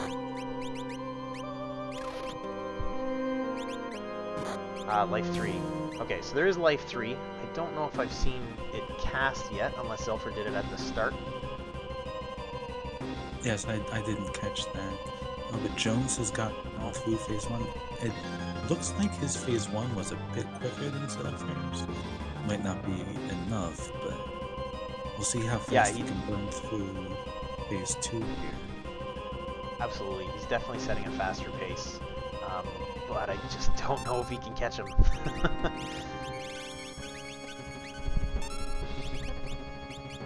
For setting up his Life 3s now, as was mentioned from chat, to protect himself from that calmness. If he lost Gao and or Gogo, that would be a massive blow to his offense, so it's definitely worth taking that little bit of extra time to ensure that you're not going to get hit with that calmness.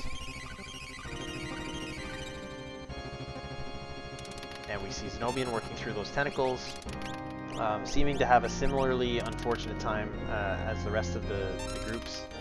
Usually, you'll see people send their strongest team up the middle because they have to fight 2 bosses sequentially, leaving typically weaker teams on the sides or the smaller parties on the sides. And so when you run into tentacles in a situation like this, it's not ideal, to be sure. Yeah, and that right path always seems to be the trolley one. Interestingly, we see Zelfer playing it pretty safe here. He doesn't have very good heals. He's using Mantra with Gao and Cure 1 to get the hit points up on his party. But I think it's because he's preparing for these potential Meteos and Trains. I think he's actually thankful to see Train as opposed to Meteo because of his inability to heal. And that's not going to block his primary offense. We didn't really see a lot of really good healing. There is Life 2 and Life 3, but not a lot of, like, I don't think anybody saw Cure 3, and I think I just saw Jones actually casting a Fire 2 on Shadow healing. Yeah, I'm not sure if he cast Fire 2 or if he's been using Fire Rods. Either way, keeping on top of that, using your elemental spells to make up for the lack of healing can be a pretty good call. And Zelfer is on to the final phase. Yep, and him being on the final phase with all 4 characters, and he's just going to be bum rushing away, breaking rods, breaking shields. So I think he's going to be in pretty good status for this fight, unless he mistimes on the fallen one. If he has quick on Gao and can quicken the double bum rush, this could be a very fast fight. We're seeing one of the reasons. I noticed Jones often picks up snipers, and this fight is one of the reasons a lot of people do that. Many of the fights are kind of mysteriously flying or floating. Some bosses are, some bosses aren't. And so we can see that kind of 3 times damage proc that happens with the sniper as he's attacking the magic here on tier 2. Zelfer popping a good 9,000 from the first bum rush on Kefka. Yeah, it looks like he's just spiking damage, hoping to push right through this. It's a little bit risky if he eats an ultimate counter. Ultimate, I think, only does something like 2,300 damage. So if he does eat an ultimate counter, if he can heal himself up, he should be okay. Yeah, and he does have that Mega Elixir, so he should be fine.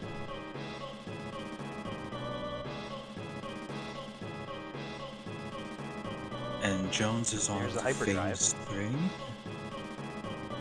Hyperdrive counters are coming out. He needs to heal up, and he is. Yeah, those Life 3s are definitely coming in handy, and he's got that Mega Elixir. Yeah, and Jones, he is definitely making up a little bit of time, but, probably not going to be enough. But he did get through both Phase 1 and Phase 2 just about, a minute quicker on each one. It's just probably not going to be enough unless Zelfer, ends up taking an unfortunate wipe.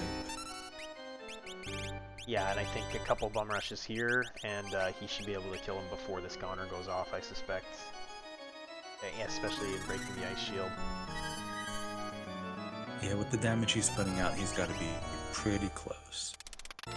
And GG, we have a finish for Mr. Zelfer with an official time of 1:30:58, which is an incredible time. Low Yes, 1:30 like that. That is absolutely fabulous. Yes, the routing was really good, and the power of that double bum rush was really helping him just breeze through a lot of these bosses. Oh, sorry, I lost Zenobian's stream here. Just give me 1 second.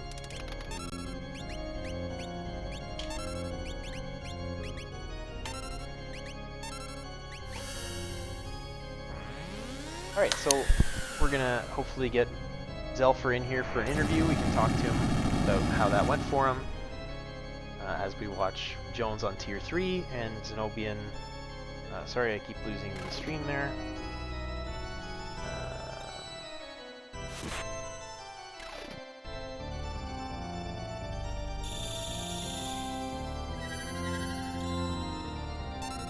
And we have Zelfer here. Zelfer, GG.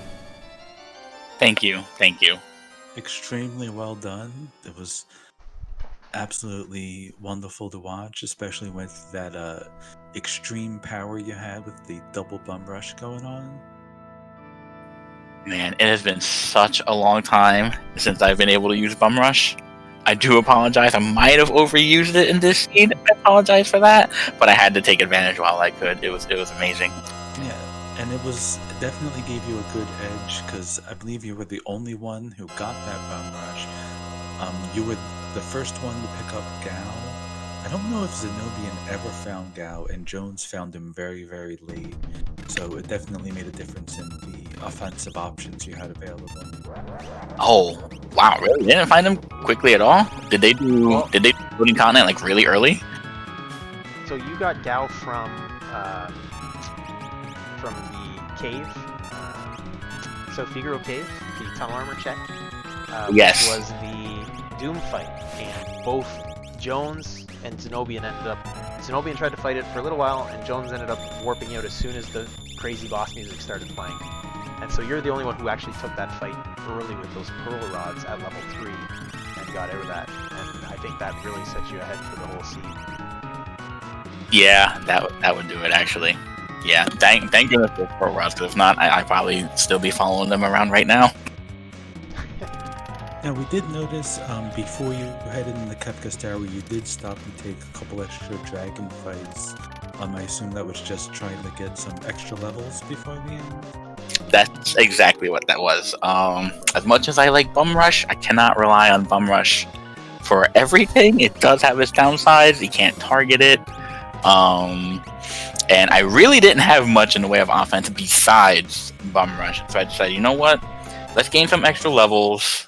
Everything else I have will get boosted from that. It'll make things a little bit safer in case, something happens to a Bum Rush loser and then I cry.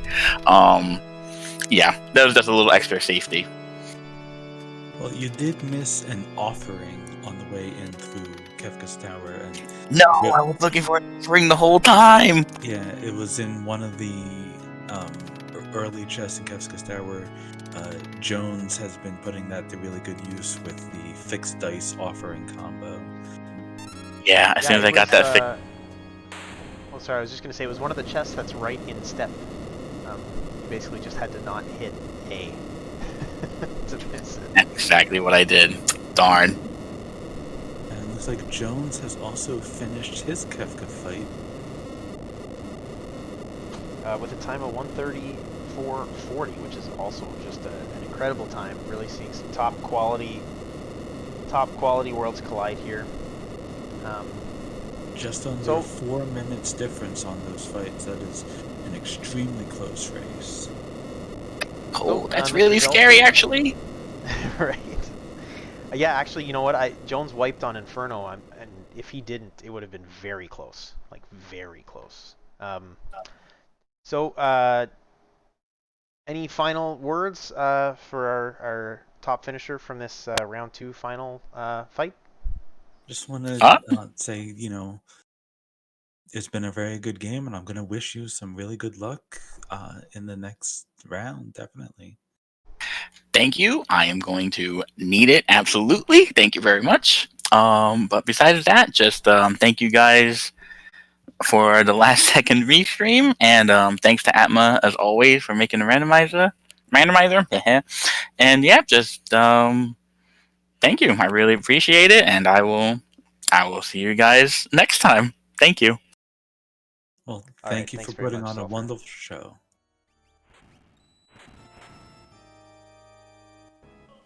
Okay, and we'll move our second place finisher Jones into the room. Jones, GG, nice game. Hey, thank you very much. Yeah, it was very close at the end there. You were just a very short distance behind Zelfer on the way in, and you made up a lot of time. That offering fixed dice combo really helped you out a lot. Yeah, I felt like I really lucked out finding that offering in that chest. Yeah, Zelfer missed that on the way in. You finished the Tears of Kefka's Tower, the last 4 phases, I think it was about 2 minutes quicker total, so it did help you catch up a little bit. Just not quite enough. It was extremely close. Yeah, I blame Magitech Factory. 2 dead checks and let me down. Yeah, I was wondering if you were just gonna bite the bullet and go for the third one and just go for it, but probably a good call not doing that. Yeah. None of our racers did, so we don't know what was behind it, but probably the right play there. I was really hoping. I thought, you know what? If I can get 2 espers right here, I'll be good to go. And then, nah, didn't work. But Yeah, you're on a bit of an esper hunt there at the end for sure. yeah. And going into Kefka's Tower, I thought, we fought most of the nasty bosses outside. We fought all 3 statues and Magimaster, so I'm like, well, it shouldn't be too rough. And then Inferno wasn't in a great spot for me, and then seeing those tentacles, I was like, ugh. But, it'll work. Yeah. Those, Yeah, I those suspect if tentacles you were were giving Zelfor a hard time too. yeah, you got through. I don't want you qualified and you got through, so this is all good. But if you didn't wipe to that Inferno fight, I think it would have been an incredibly close fight finish between you two. Yeah. Hey, if I can finish close to Zelfer, that's good for me. That's what I'm going for. Yeah, right on. Was there anything else particularly in the seed that was good, bad, other than your little Esper hunt at the end there? I mean, I thought overall the seed went really well. I mean, I didn't really have a whole lot of offense outside of rods. I should have bought some more rods because they were pretty good, considering what I was attacking with Lock and Shadow most of the time, but I mean, overall I thought it went really well. I thought at first that I wasn't ever going to find another character. Like every check was an Esper at the beginning, and felt like I was really taking a gamble going to Floating Continent, but it ended up working out. Yeah, that early Setzer pickup really opened. Or was it Setzer? That early was character Setzer on pickup. the Floating Yep, Continent, sets her at Floating Yeah. Continent, yeah. and then Setzer unlocked Setzer led to Celeste. Celeste, yeah. Yeah, Yeah. that really opened stuff up for you. Yep. And then things seemed to go fairly smoothly there, other than the Esper fight the Esper search at the very end. Yeah. But, I mean, overall, it was fun. Hope it was good to watch. Yeah, it was definitely, we had all 3 of you in Kefka's Tower at the end at the same time. And considering you all went on very different paths and had some very different party compositions through a lot of it, so it was interesting seeing it when everything comes together at the end. Yeah, well, that's nice. I'm glad to hear everybody took different paths. I think that's one of the really nice things about having a 3-character start versus 2. I just think it gives more paths and makes for a greater, at least a better watching experience. Yes, absolutely. Yeah, definitely. It's a lot easier for us to commentate when we're not just saying, and now this other racer's doing the same thing that the other racer did. Yeah. For sure. Yeah. Yeah, any final thoughts from after the race about the tournament? Anything else? Just want to say thanks to everybody, especially you guys on the Restream team, for getting together and making quick changes on a short notice there. So I appreciate that. Thanks to Atma. Thanks to the community. You're the best. And that's really it. Just thanks to everybody, and hope you all had a good time. Well, thank you very much for putting on a good show for us. All right. Thanks. Thanks a lot, Jones. All right, and so we'll get to finish the stream here, watching Zenobian approaching Tier 3. Some low hit points. Doing the interviews, I didn't exactly see what's been going on. He seems to be making all right time between Tiers 1 and 2. Just those hit points are a little bit scary going into Tier 3. And Tier 3 can be the trolliest one of all if you don't have a good way to take Lady down quick. Yeah, the 2 big problems I tend to have on Tier 3 is exactly what you just said about taking down Girl fast. The other one is if your offense is poor, if you can't get that last chunk of damage done on sleep while it's doing Medio counters and train, that's party wipe territory. That's one of the more common spots for a party wipe in Tier 3 Kefka. So hopefully Zenobian's got the offense to push through that and not eat too many Medio casts, because that could be a bit scary. I see him breaking out the super balls. We didn't see those from anybody else's side there. That might also be because of a lack of non-elemental damage, because Lady absorbs everything.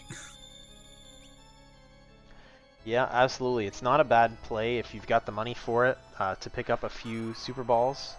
They're not great in that they do random damage and you can't direct them and they kind of split, but they are non-elemental, damage piercing, not even damage piercing. They're not affected by defense whatsoever, and so they can get you out of some jams against, Girl, or against like Magi Master or something like that. So.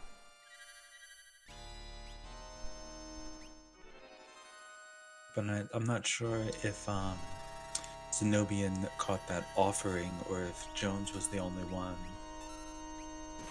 Now, I believe he missed it because it would have made. I think it would have made a huge difference in his offense with the Shadow having the Valiant Knife. If he was swinging that thing 4 times, I think he'd already be through Kefka. Yeah, this was a very offense light seed, all said and done. You know, we found some really good weapons with the fixed dice and stuff, but really kind of needed that offering to bring it together, and didn't really find, other than Zelfer with those bum rushes, the character abilities didn't really pay off for a large part. Yeah, the blitzes were good. The Cyan pickup was late, and I think only Zelfer got that one, so the sword tech was never fully taken advantage of, because it can be good in the right person's hand. Yeah. But yeah, that blitz, and otherwise, you're right. The offense has basically been rods. And we did have, at the beginning, the slot and GP rain, and in the early game they can be very helpful, but the damage on those doesn't really hold up into the end game. Yeah, we'll see here if Zenobian can push through this Meteo portion. The offense is low, and the MP is starting to dwindle on characters as he's casting his life 3s, so hopefully he can get through this. There we go. Whew. I believe he should have, everybody did get a Mega Elixir from the Magi Master at the very least, so hopefully he'll be able to get through the beginning of the Kefka fight when you have to eat that Fallen One.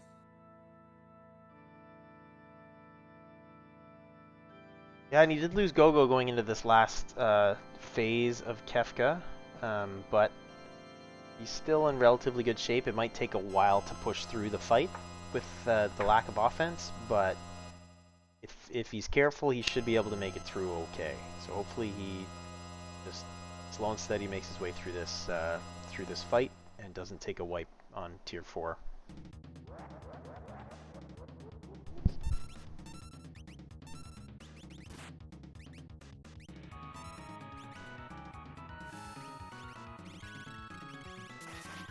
So, while we're watching this, I'm going to get some of this wrong, but might as well talk through it a little bit. So Kefka strategy, you open up, you do a bunch of damage. Kefka casts Fallen One, you heal from it. Interesting that he's using the Mega Elixir because Shadow, I get it, but Shadow is his primary damage dealer right now, and now he's got full health. So he just lost a lot of damage there, unfortunately. But otherwise, you basically keep attacking. When he's got something like 10,000 hit points left, or can't remember the number. Somebody in chat who's smarter than me will let us know. Kefka will start pulling out some really nasty counters, like Ultima and Hyperdrive. And then, basically, when you get to that point, you need to stop attacking unless you're feeling very confident. With this offense, I would say that's not the case. So there's the Hyperdrive, so I would probably chill at this point. And maybe waiting for the Goner to come and then do big damage once the Goner is ready to be cast. Yeah, and a lot of his damage output has been coming from Ice Rods, but it looks like he just used the last one. I'm not sure if he's got any shields he can break on any of his characters, or if that'll occur to him. Using Ice 2 is not a great sign.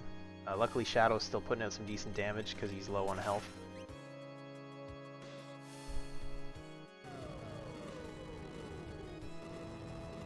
So, a lot of people are very scared of Ultima, and for good reason. With everyone having Life 3 on them, Ultima actually only does about 2,300 damage in this case, when it's spread out across 4 characters. So he might just be willing to potentially eat one and just push through it if he can heal up after the Goner happens.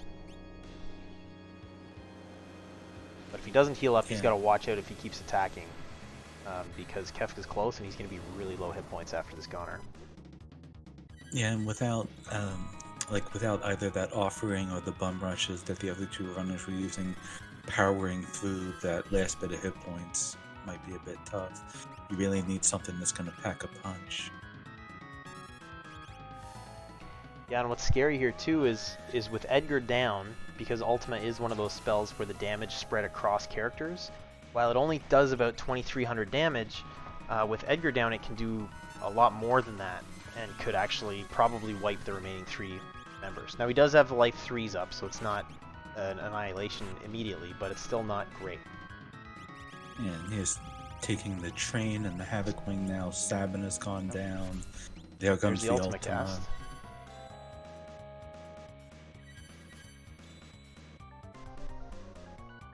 Oh, everybody's down, but Shadow and Locke had the Life 3s to pull back. And he's going for the damage. He knows he's close.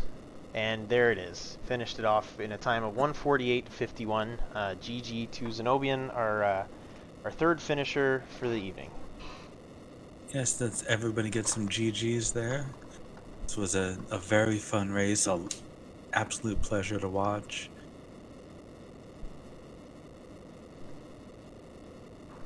We'll just see if Zenobian's interested in an interview.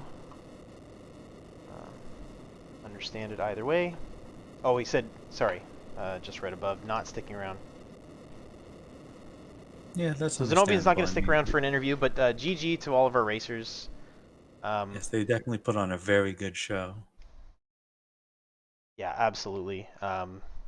Basically a privilege for me to be able to participate in this and do the commentary. I love that we've got such a great community hanging out in the channel, talking, chatting it up, watching the race.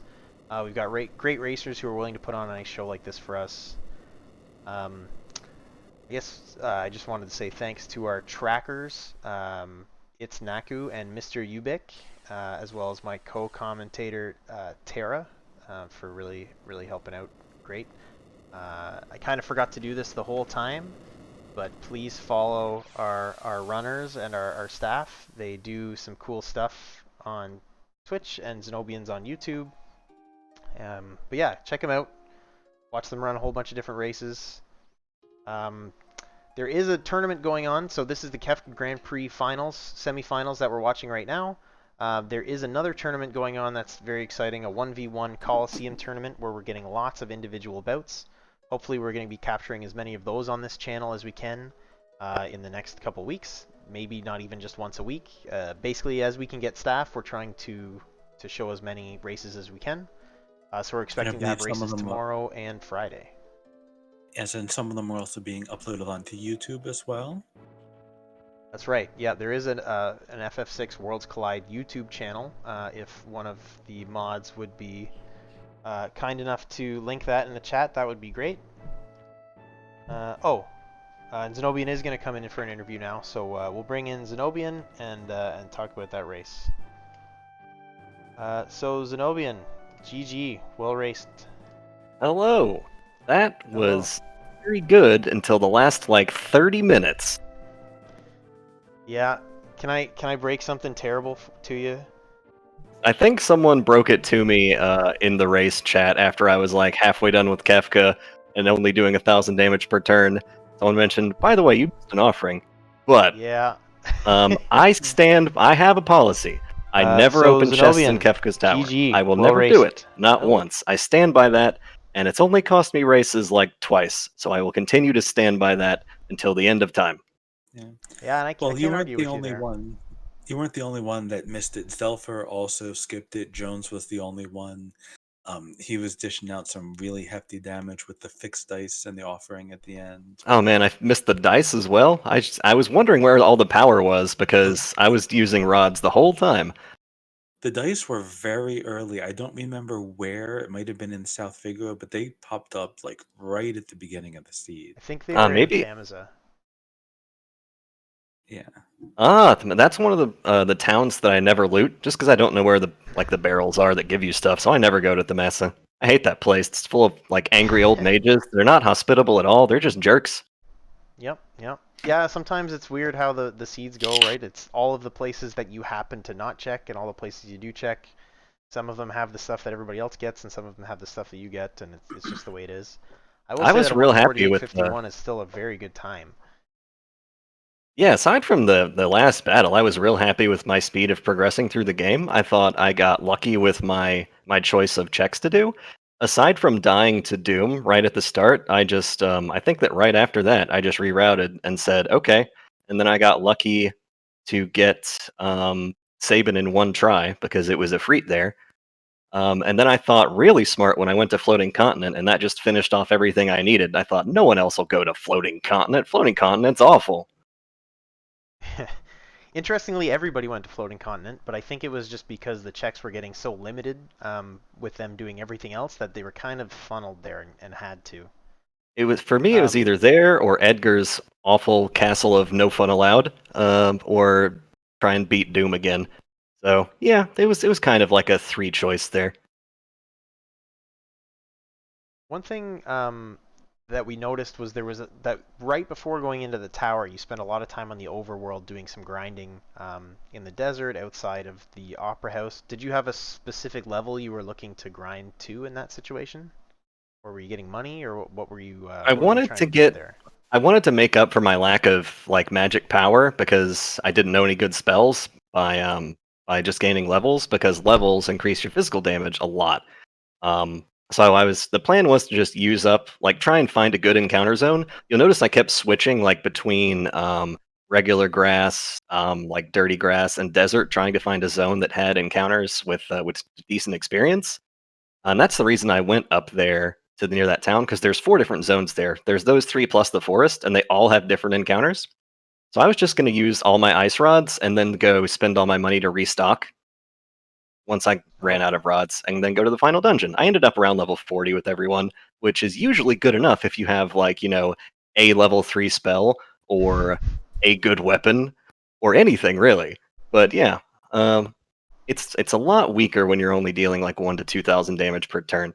It got the job done, barely. That was the scariest Phase 4 Kefka I've had in a long time, but it got it done, so I'm happy with that. Yeah, this was a seed that was very light on the offensive options. We didn't really find a lot of really good abilities on this characters. Probably the best spell was Quick, but Quick only really helps if you have, something good to do on those 2 quick turns. Yeah, that would have been great on the offering Valiant Knife or offering Fixed Dice guy.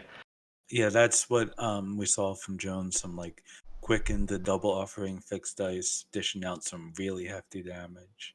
Anyone find anything good in the Coliseum? I only saw garbage. I don't think No. so, really. We saw people took a couple of quick peeks, but it wasn't anything special. Yeah, that's my I think favorite the thing hero in ring the was most the recent best. update. The whole Coliseum being actually viable now, that's my favorite thing that Atmos put into the game in months. I love it. Thank you for doing that. Yeah, I think there's mutual agreement across the board there. I think they're still playing around to see what the appropriate number of visible items is, because we got a string of seeds in the Discord where people were basically just finding Illuminas and going, and that happened a bunch of times in a row. So we're still playing around with the appropriate number of visible checks, but I think it's across the board. I agree. It's a great inclusion of the Coliseum. It should almost be a check that everybody makes at some point in their race now, whereas only 1 or 2 runners were really doing it before. So I think it's awesome. Yeah, it's good to see Coliseum back. Absolutely. Tara, do you have any other questions for Zenobian? No, mostly just wanted to thank you for putting on a good show for us. And um, I don't know if you're in the upcoming Coliseum tournament as well, but if you are, I definitely wish everybody the best of luck with that. I'm looking forward to seeing how that one plays out. I'm looking forward to that as well. But all the finalists here were not allowed to play in that tournament. It's supposed to be Okay. for more newer players. So I won't be in that, but I'll definitely be watching. And I got a good friend in there, Spellzap. Keep an eye on that guy. He'll beat you. Well, yeah, I'm Spellzap's not been putting going. up some times. I'm not going to be racing in the Coliseum, but I'm going to be here in the booth as many times as I can because it is definitely, even if you aren't one of the racers, it is really nice to, be able to be a part of the community. And I think, everybody here can agree with that. Absolutely. I guess I'll just give my final thoughts real quick. And that is good luck in the next round to Zelfer and Jones, because for those who don't know, each set of the finals flags were designed by one person, and then Zelfer got to pick the order that we played them in. And my flags are next, and they're a little bit different from what you've seen so far. So good luck and have fun. You're gonna need it. That Awesome. Thanks a lot, sounds Zenobian. very ominous. All right, I'm gonna hop out of here and let you guys sign off. Have a good night, everybody. Thank Appreciate the interview. you. Have a good one. Thanks very much. GG's. All right, and with that, I think we're going to close up the channel, close up the race. Any final thoughts for yourself, Tara? Just want to, thank everybody for coming and hanging out. It's very nice to see so much excitement in the chat, so that's a lot of fun. And now definitely looking forward to this next race, especially since it seems like Zenobian has something interesting in store for us, so I can't wait to see what that is. Absolutely. So, yep, thanks for everybody for watching. Thanks, racers, for playing. We've got our finals hopefully coming up sometime next week, so tune in for that. Lots of Coliseum races coming up. YouTube in the chat. Check it out for some VODs from races that have already happened, which have been amazing so far. And yeah, thanks everybody, and y'all have a good night. Oh, and thanks to the trackers, Mr. Ubik again, and it's Naku, and my co-commentator, Tara. And thank you very much, and I'll see you all next time. Bye-bye.